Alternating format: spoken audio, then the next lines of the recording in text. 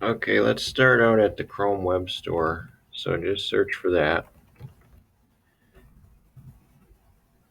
And then when you get to the Chrome Web Store, search for Read Write Google.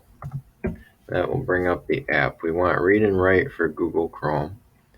And if you click Add to Chrome, it will ask you if you want to add it. So click Add Extension, and it should install.